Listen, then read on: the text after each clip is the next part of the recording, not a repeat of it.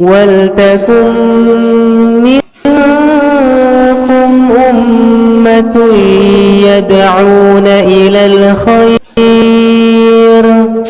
ويأمرون بالمعروف وينهون عن المنكر وأولئك هم المفلحون. Assalamualaikum warahmatullahi wabarakatuh.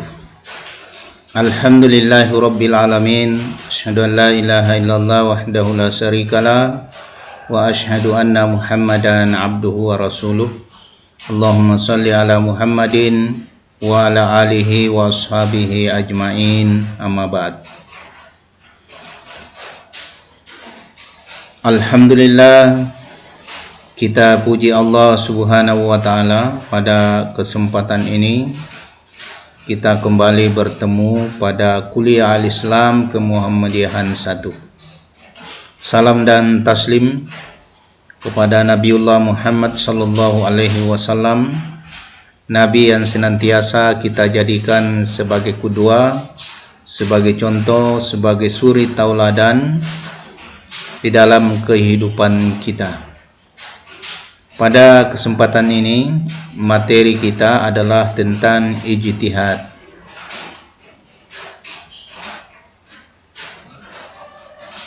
Pada akhir-akhir ini, umat Islam tidak bisa dipisahkan dengan perkembangan zaman, perkembangan masyarakat, dan perkembangan teknologi.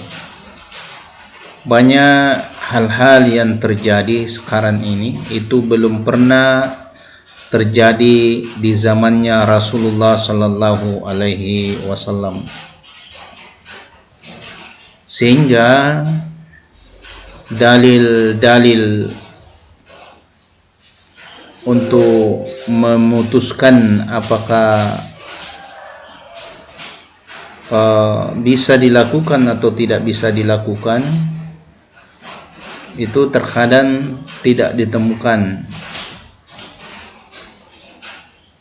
sehingga diperlukan suatu penetapan hukum atau syariah terhadap masalah tersebut, karena suka atau tidak suka, mau atau tidak mau, itu mesti terjadi dan sering dilakukan oleh umat. Maka dibutuhkanlah keputusan untuk memberi jawaban terhadap problem yang dihadapi oleh umat Islam. Oleh karena itulah, maka diperlukan suatu langkah oleh para ulama kita untuk memberi jawaban. Kalau misalnya keterangannya tidak ditemukan secara langsung di dalam Al-Quran maupun hadis, maka ada satu langkah yang biasa dilakukan oleh para ulama kita, yaitu yang dikenal dengan istilah ijtihad. Nah, ijtihad secara bahasa berasal dari kata al-jahd dan al-jud, yang berarti kemampuan, potensi, dan kapasitas. Sedangkan menurut bahasa, ijtihad artinya mengeluarkan segala upaya dan memeras segala kemampuan untuk sampai pada suatu hal dari berbagai hal yang masing-masing mengandung konsekuensi kesulitan dan keberatan. Secara terminologi, ijtihad dapat didefinisikan yaitu upaya keras seseorang ahli fikih untuk sampai pada hipotesa terhadap hukum syariah.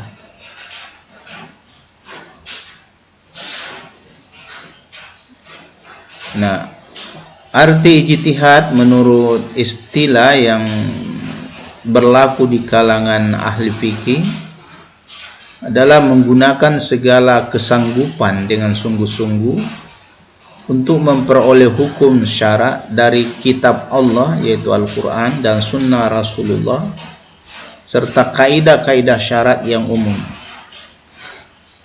Rasulullah pernah bersabda kepada Abdullah bin Mas'ud, berhukumlah engkau dengan Al-Quran dan As-Sunnah apabila suatu persoalan itu engkau temukan pada kedua sumber tersebut. Tetapi apabila engkau tidak menemukannya pada dua sumber itu, maka ijtihadlah. Kepada Ali bin Abi Thalib, beliau pernah menyatakan, apabila engkau berijtihad dan ijtihadmu betul, maka engkau mendapatkan dua pahala. Tetapi apabila ijtihadmu salah, maka engkau hanya mendapatkan satu pahala. Secara umumnya, ijtihad artinya bersungguh-sungguh mencurahkan pemikiran, menghabiskan kesanggupan.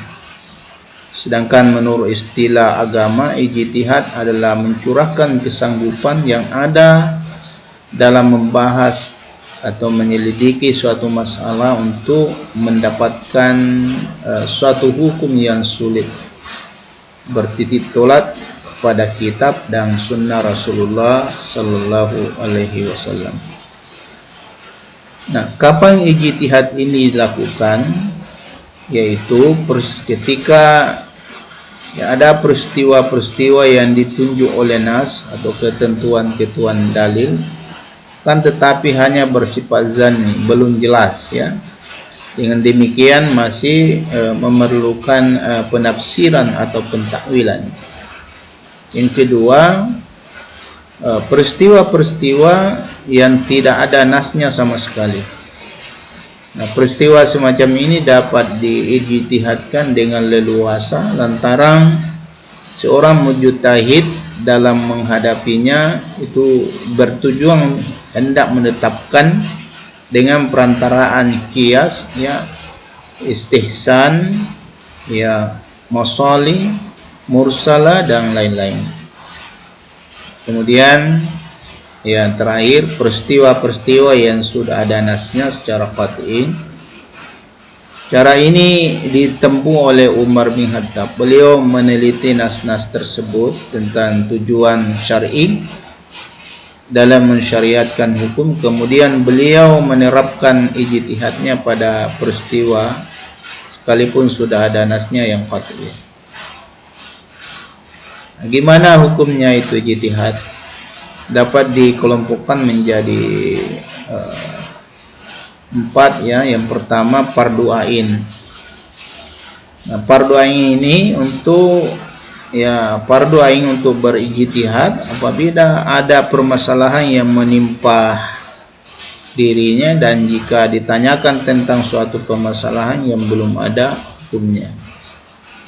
Kemudian ada fardu kifayah ya, untuk berijtihad jika permasalahan yang diajukan kepadanya tidak dikhawatirkan akan habis waktunya.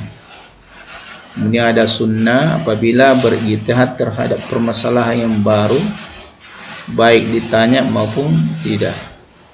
Kemudian haram apabila berijtihad terhadap permasalahan yang sudah ditetapkannya secara qat'i sehingga hasil ijtihad itu bertentangan dengan dalil syara'. Ada beberapa macam tingkatan ijtihad ya. Ada namanya ijtihad mutallaq atau mustaqil, yaitu ijtihad yang dilakukan dengan cara menciptakan sendiri norma-norma dan kaidah istinbat yang dipergunakan sebagai sistem metode ya, atau metode bagi seorang mujtahid dalam menggali hukum, norma-norma dan kaidah. Jadi kaidah itu dapat diubahnya sendiri manakala dipandang perlu. Mujtahid dari tingkatan ini ya kita bisa lihat misalnya ya Imam Hanafi, Imam Malik, Imam Syafi'i, Imam Ahmad, ya, yang terkenal dengan sebutan mazhab 4. Kemudian ada ijtihad muntasib, yaitu ijtihad yang dilakukan seorang mujtahid dengan mempergunakan norma-norma dan kaidah-kaidah istinbat imamnya, ya, mujtahid atau muqtalid, muqtalak, ya, atau mustaqil. Jadi untuk menggali hukum dari sumbernya, mereka memakai sistem atau metode yang telah dirumuskan imamnya, tidak menciptakan sendiri. Mereka hanya berhak menafsirkan apa yang dimaksud dari norma-norma dan kaidah-kaidah tersebut. Contohnya dari mazhab Syafi'i, ya, seperti Muzani dan Duwaiti. Dari mazhab Hanafi seperti Muhammad bin Hasan dan Abu Yusuf. Sebagian ulama menilai bahwa Abu Yusuf termasuk kelompok pertama atau mujtahid mutlak atau mustaqil. Yang ketiga, ijtihad mazhab atau fatwa yang pelakunya disebut mujtahid mazhab, yaitu ijtihad yang dilakukan seorang mujtahid dalam lingkungan mazhab tertentu. Pada prinsipnya mereka mengikuti norma-norma atau kaidah-kaidah istinbat imamnya. Demikian juga mengenai hukum furu atau fikih yang telah dihasilkan imamnya. Ijtihad mereka hanya berkisar pada masalah-masalah yang memang belum diijtihadkan imamnya, mentahrifkan pendapat imamnya dan menyeleksi beberapa pendapat yang dinukil dari imamnya, mana yang sahih dan mana yang lemah. Contohnya, ya, seperti Imam Ghazali dan Juwaini dari mazhab Syafi'i. Kemudian ada ijtihad di bidang tarjih, yaitu ijtihad yang dilakukan dengan cara mentarjih dari beberapa pendapat yang ada, baik dalam satu lingkungan mazhab tertentu maupun dari berbagai mazhab yang ada, dengan memilih mana di antara pendapat itu yang paling kuat dalilnya, atau mana yang paling sesuai dengan kemaslahatan, sesuai dengan tuntunan zaman. Nah, inilah yang dilakukan di Muhammadiyah, ya. Ada, kita punya majelis namanya majelis tarjih yang khusus, ya, mentarjih, ya, keterangan-keterangan dan menimbang-nimbang mana yang paling kuat, lalu itu yang dijadikan sebagai hujjah atau hukum.